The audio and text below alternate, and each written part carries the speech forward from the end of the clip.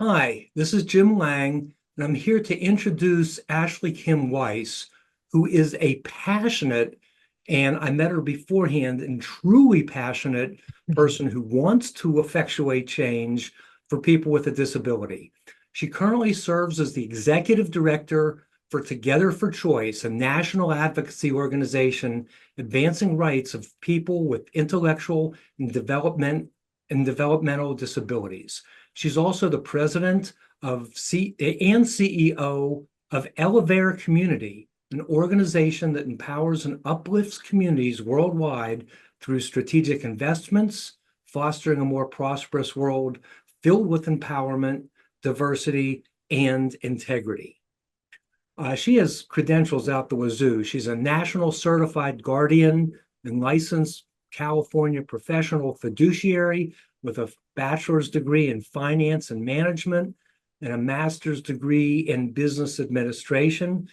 She's been unfortunate to be required to work with attorneys in her career and in effectuating change, but she seems to do very well with that. Her passion is advocating for appropriate housing for people with disabilities, a challenging topic for many families and something that we all worry about, not necessarily while we are alive, but after we are gone. And I have that same worry to some extent myself. We are truly honored to have Ashley Kim Weiss share her expertise with us. So without further ado, Ashley Kim Weiss.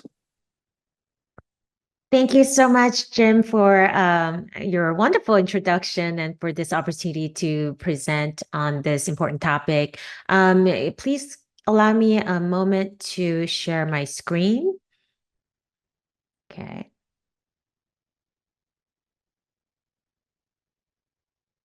All right. Like Jim said, I am Ashley Kim Weiss, and I've had the honor of serving in various roles within Together for Choice since its founding years. We are a national disability rights organization with a mission to protect and advance the rights of individuals with intellectual and developmental disabilities to live, work, and thrive in a community or setting of their choice.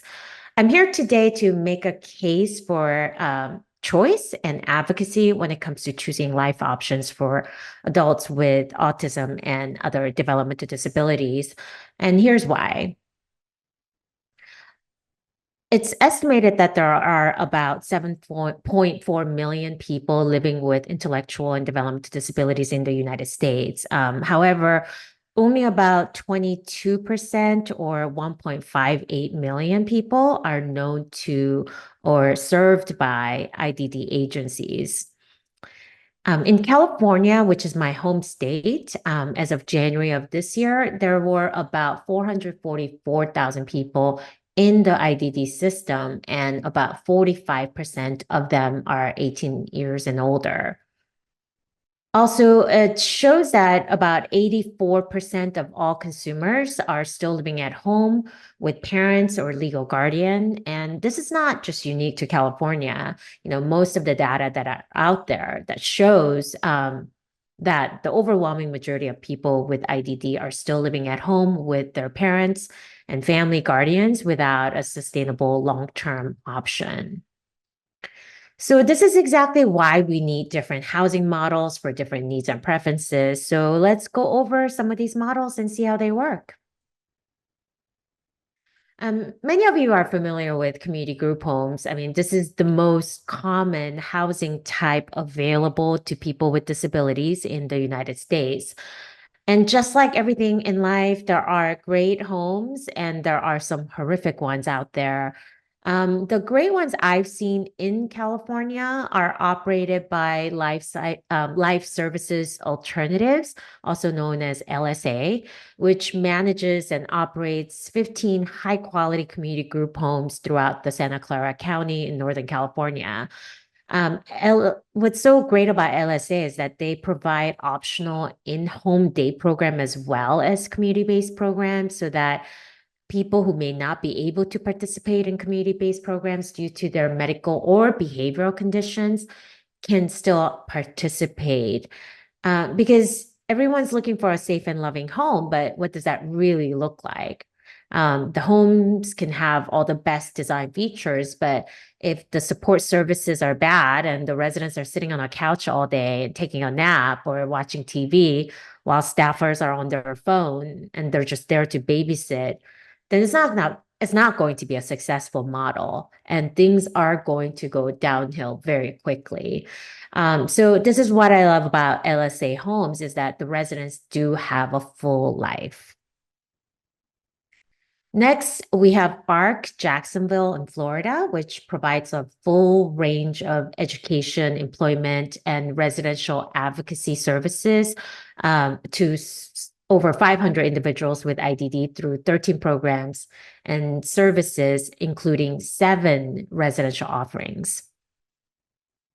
The biggest residential model is actually one of Florida's first tax credit funded affordable housing community called the ARC Village, which houses about 121 residents in 97 1 or 2 bedroom apartment units. As you can see here, rent and services costs are super affordable thanks to the public and private partnership arrangement. And their newest endeavor is the opening of the Lodge, which is Florida's first affordable community home focused on mental health services for individuals with IDD. And it's important to note that about 32% of people with IDD have a co-occurring mental illness.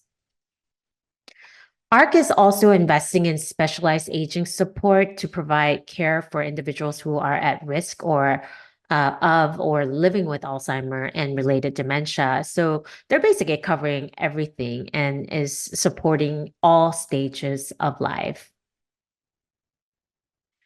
Next, this is a farmstead model called Bittersweet Farms, which is in Ohio. It was actually founded in 1983 as the first autism farmstead community, specializing in supporting individuals with high behavioral needs. As many of you might know, that there aren't that many great models out there to support individuals with high behavioral needs in the United States. Its 80-acre main campus is in White House, which is very close to Toledo, Ohio. And half of the property is wooded with hiking trails connecting to the largest metro park in the region. So it has a lot of access to outdoor activities. It also has satellite programs in Pemberville and Lima. Bittersweet's overall philosophy of care is called MAPS, and it's incorporated into everything they do, including planning, activity, completion, and problem solving. So everything including meaning and motivation, aerobics and active engagement, partnership and purpose, and structure and support are all incorporated in this. Overall, Bittersweet provides residential services to 42 adults in their ICF homes, as well as home and community-based settings, such as apartment units, group homes, and it also provides day services to 85 adults, and adolescent programs include transition program, summer camp, extended school year, as well as community social recreation programs. The program is tiered into recreational, pre-vocational, and employment offerings so that people are able to participate based on their preferences and abilities. And these are all these pictures from some of these programs, such as community gardens, creative arts, animal care, and various community-based programs. Here we have an excellent continuum of care model called Misericordia, which is in Chicago, Illinois. For those of you who may have read David Axelrod's New York Times opinion article a few years ago, this is where his daughter lives. Misericordia and over 1,200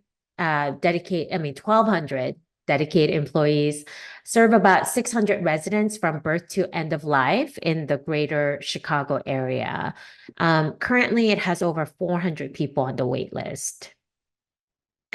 On campus, Misericordia operates intermediate care facility homes, community living apartment building, aging homes with memory care, and off campus in the greater Chicago area, Misericordia operates about 14 community group homes. And the good news is Misericordia is currently building additional ICF homes, which will increase capacity by 150, bringing the total number of residents to 750, hopefully by next year. Residents receive individualized support, such as specialized behavioral support, medical services, such as dental, PT, OT, employment, and recreational programs. So I would like you to meet Mark. Mark lived in his own place in the suburb of Chicago on his own for many years. He worked at Blue Cross Blue Shield for 34 years and had a very nice, and supportive neighbors in his neighborhood.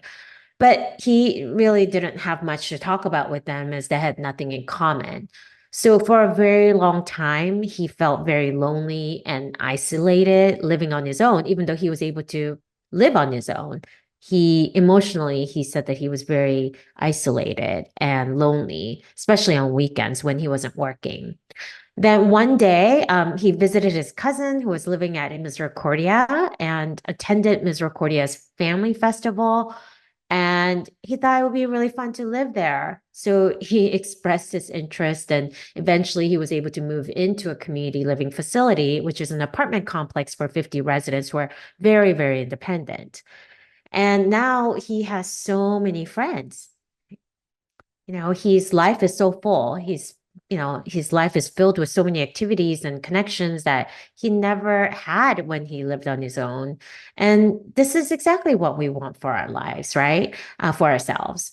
So, when he was telling me about his retirement life, I told him how much I love to have a retirement life like his. And he said that his siblings tell him the same thing all the time, that everyone he knows wants the life that he has. And that's such a beautiful thing to know that, you're set for life with the community that loves you, that cares about you, and you are never alone. So when we talk about various residential and day services settings, it would be important to cover the federal Medicaid regulation called the Home and Community-Based Services Settings Rule, also known as the Settings Rule. So at a very high level, the Settings Rule is a federal rule that establishes eligibility requirements for all residential day and employment settings that receive HCBS Medicaid funding.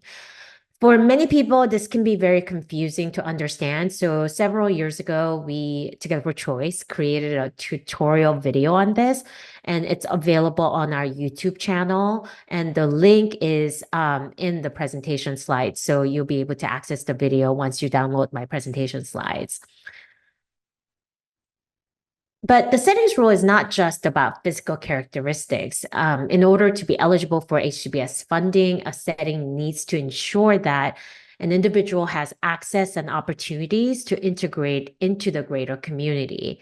And he or she should be able to make informed choices based on his or her experiences and preferences in various settings. At the same time, if a person does not want to engage in a greater community, that person has the right to do so without there being any violation of the settings rule. Because after all, opportunity means choice. I know this is kind of confusing, so I do want to emphasize that the federal settings rule does not prohibit HCBS funding in farmsteads, intentional communities, campus settings, or any disability-specific settings. It also does not have a cap on the number of individuals who can receive services in a setting. This information can be found in a letter from CMS to Pennsylvania Congressman Brian Fitzpatrick. The letter is dated June 11th, 2021, which can be downloaded from our website, togetherforchoice.org, and the link is actually also provided in the presentation slides, so you can download them when you have those slides with you. So many of you may ask, but why is Pennsylvania not allowing these type of housing models?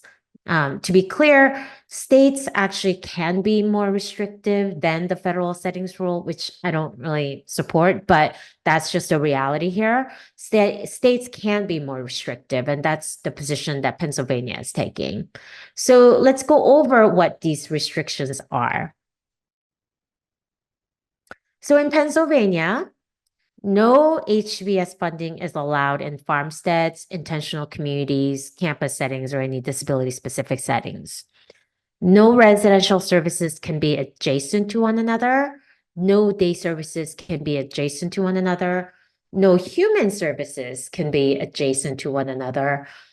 And you cannot receive HCBS services in an apartment complex, condominium, or townhouse, or a village that has more than 25% of IDD units, regardless of what money you use to build the housing model. So even if you don't have the HUD 811 funding or any government subsidies, you just cannot have more than 25% IDD units.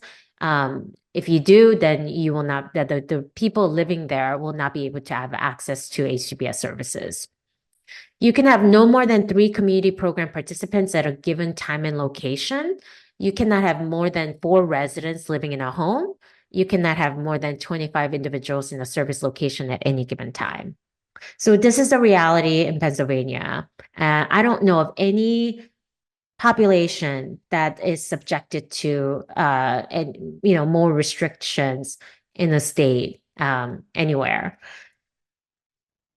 So the impact of Pennsylvania's restrictive policy is that only small group homes or 25% or less set aside residential settings like apartment building with only 25% or less units, or like a village with 25 or less units occupied by people with disability are eligible for HCBS funding, or you'll have to be in adult foster care or living in your own home in order to qualify. But the rest, even if the models qualify for HCBS funding in other states, they're not allowed in Pennsylvania. So the Arca Village of Florida, Misericordia of Illinois, Casa de Ama of California, Camp Hill Village in New York, and other Camp Hill communities throughout North America, Bittersweet Farms in Ohio, a New Leaf in Oklahoma, none of them are eligible for HBS funding in Pennsylvania. So if families travel all over the country and say, that's a model that I really would like to have, and that's a Medicaid service model that I would like to build in my home state in Pennsylvania, that's not going to happen. They will surely fail because Pennsylvania will not allow Medicaid funding in these type of settings. So this means that Pennsylvanians with disabilities who rely on Medicaid funding are denied their right to live in a setting of their choice. I say this because there are people who can pay for services with their own money and not rely on government funding. So the quality options can be available for the haves, but not for the have-nots. And that is a sad reality. So basically, all in the name of integration, Olmstead, and HCBS settings rule, people with IDD or Pennsylvanians with IDD, that's what we're being told, that we cannot have nice things. And let's face it, we are dealing with a systemic discrimination in the IDD housing, and the biggest barrier to IDD housing and services, I think, is our current disability system. So help me, please allow me to explain this. So imagine a village community of 12 new homes and a couple of studio apartments and community center, garden area. Wouldn't this be a wonderful IDD community? This is a passion project for Hollywood actor Christian Bale, who was able to secure $1.2 million from LA County to start construction on a foster care community. And here are all these people who came out to celebrate in the groundbreaking ceremony. And, this is a great, great, great project. And we support something like this for our community as well. But what if this project was a dream project for IDD families? When families with IDD children or providers who serve them want to build something similar, then all of a sudden you're accused of building a modern day Penhurst. And imagine this luxury home for 55 plus active adults. And if you replace 55 active adults with IDD, then all of a sudden you're building segregated institutions. Another example is that an affordable senior housing, this particular one, was funded by HUD Section 202, which is supportive housing for the elderly. 100% of the units are for seniors. Very affordable. The rent is only 30% of their income.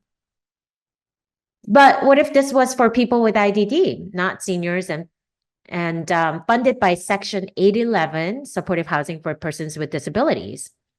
Then only 19 out of 78 units with disabilities would be allowed in this building. This means that the 20th applicant with disabilities and thereafter will not be accepted due to their disability, which is actually a clear violation of fair housing because they will not be accepted based on their disabilities. But it's 100% yes for seniors, but no more than 25% for people with disabilities, which is in our current system, it's actually not only acceptable, but it's actually celebrated. Again, in the name of integration, Olmstead, and HBS settings rule, people with IDD just cannot have nice things. And it's not only housing. Beyond housing, there's always a threat to dismantle, shut down, or eliminate quality ICFs, Section 14C of the Fair Labor Standards Act, any facility-based day employment and recreational services, and provider-owned businesses and enterprises. So if these options are eliminated, then what realistic, practical, sustainable options do we have, especially for people with high needs? So this is why we must demand equal rights for people with disabilities. We must ask Congress to remove the 25% limit on HUD Section 811 funding, which has only created unnecessary barrier and impeded the much needed growth of disability housing. Same for state and local government programs. And any limit on IDD housing is a violation of Fair Housing and Americans with Disabilities Act. And we all know that physical integration is not the same as social integration. So, let's advocate and make sure that the system stops discriminating against disability-specific and site-based settings and services, because people with IDD have a constitutional right to live, work, and associate with others with IDD, just like all of us. And individuals with IDD, families, and service providers really need to speak up and show up and take a stand. We need to fight back against all the misinformation and misinterpretation of state and federal regulations, especially in Pennsylvania, Illinois, Ohio, to name a few. And Pennsylvania's OPWDD and many other state Medicaid agencies are still continuing to discriminate against disability-specific settings, regardless of quality outcomes. And they're placing unnecessary and discriminatory housing restrictions, such as IDD housing density rules. And we need to push back. And we also need to demand higher reimbursement rates to address the direct support professional crisis. So ultimately, you have to know your rights and fight for your rights and unite and advocate for a wide array of options, just like all the models you saw in this presentation. Because we all have different needs and preferences. And let's reach out to your city, county, state representatives, and your local housing authorities and challenge any discriminatory practice and challenge housing restrictions that restrict individuals' choice and freedom. Oh, sorry. And we need to focus on expanding adult life options by working together. Please visit existing residential communities and learn from their successes and failures. partner with qualified housing developers, service providers, and demand for housing grants and loan programs that do not have any of these crazy arbitrary limit that discriminates against people with IDD. We could even create our own IDD specific housing funds to fuel the development of housing and related services, even IDD specific fiduciary services or full trust that a lot of Jewish communities have. But we have to do something because the current US IDD system is not going to produce the millions of residential housing units that we need today, not even services. So the most important thing is we need to work together and create the future together because there is strength in numbers. So please join our movement at Together for Choice, and you can visit our website after this presentation. So I would like to close with the story of my friend Holly. Holly is 31 years old, and she's the youngest of 3 siblings with 2 older brothers. Holly had many early medical and developmental complications from birth. So consequently, Holly was developmentally delayed in many areas. But growing up, Holly was just treated as one of the kids. But as she aged, just like everyone else, her needs and challenges changed and evolved. And Holly's family had to make many accommodations and change plans to often to address her challenges. So her parents, Dave and Peggy here, knew that Holly would eventually want more independence, and that as parents, they knew that they could not offer nor facilitate all the activities and opportunities for growth. So when Holly was 25 years old, they set a goal to have her live independently by the time she was 30. So over time, with many discussions with Holly, they determined that she wanted to live with friends because that's very Holly. She's very social, and she always enjoyed being in a community of her peers.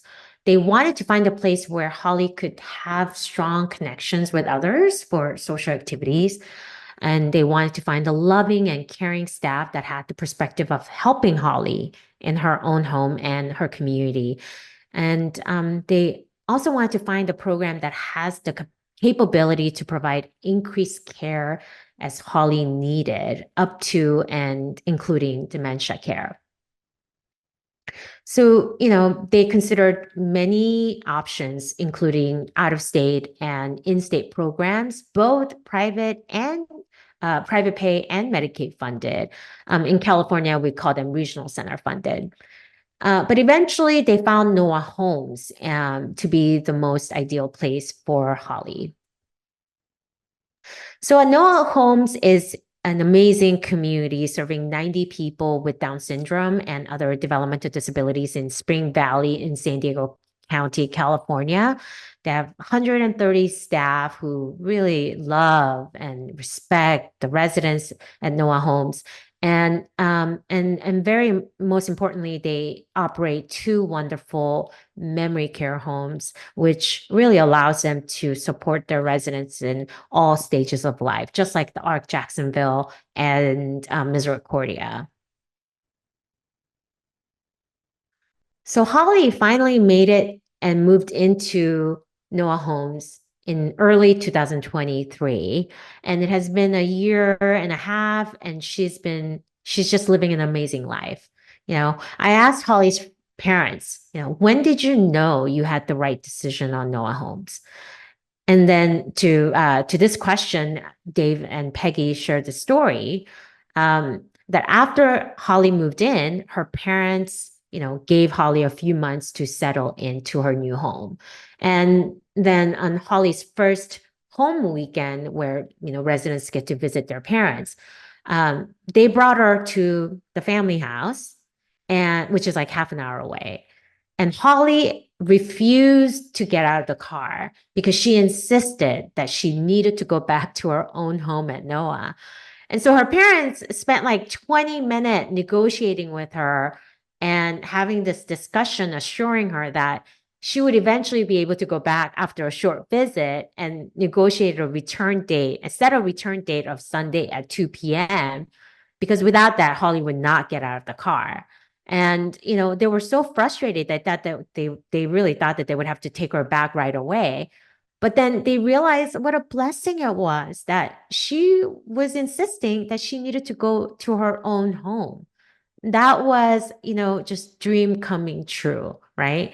So over the past 17 months, Holly just blossomed in her independence. She has many friends at NOAA and is loved by them and the staff. She's a loving person. Everyone who has met Holly knows that. And she loves being loved and enjoys living in the community. And she initiates FaceTime calls with mom and dad almost every day. And when they see her, she's just always so happy and joyful. And this is what we want for our loved ones. So with that, Erica, I'm ready for a question.